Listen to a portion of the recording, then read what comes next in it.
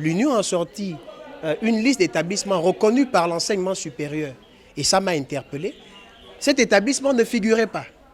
Je suis venu ce matin pour avoir plus d'éclaircissement parce que déjà, les étudiants avaient déjà commencé il y avait déjà un mouvement d'humeur ici. Depuis des semaines, il y a un mouvement d'humeur. Et il a d'abord été constaté par des étudiants sortis d'ici en allant déposer leur dossier n'était pas reconnu par l'État. Ils reconnaissent qu'ils n'ont pas l'habilitation à former des sages-femmes. Mais le problème ne se limite pas seulement aux sages-femmes. Parce qu'ils m'ont présenté un document dans lequel, en se fiant à celui de IHM, mais IHM a introduit un dossier à l'enseignement supérieur. Et cet enseignement supérieur a siégé depuis 2019.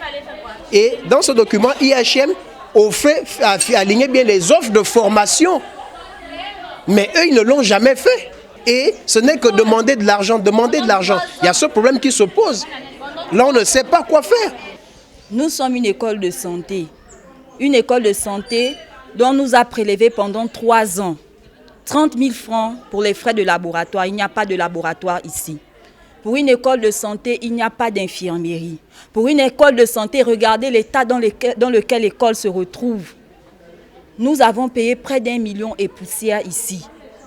On nous oblige en 3e année de payer l'uniforme complète, la veste. Or, il y a des étudiantes ici qui ont payé des vestes depuis la 1re année, qui n'ont pas encore été livrées.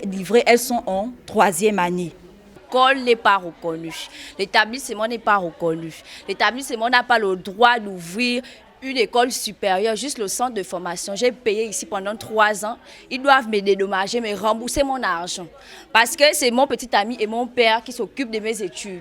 Aujourd'hui, on nous dit qu'on part soutenir à IHM, alors que quand on est venu se faire inscrire ici, ils nous ont dit qu'on soutient ici. Quand on va terminer, ils vont nous aider même à trouver le travail, que l'ordre des sages-femmes va homologuer nos diplômes.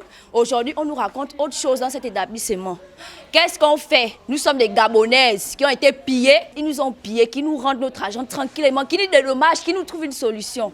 Là, c'est fort. Le problème ici, à l'école de santé du Gabon, ce sont les voleurs. Et ne venez plus vous inscrire ici. Là, les étudiants gabonais, ne venez plus vous inscrire ici.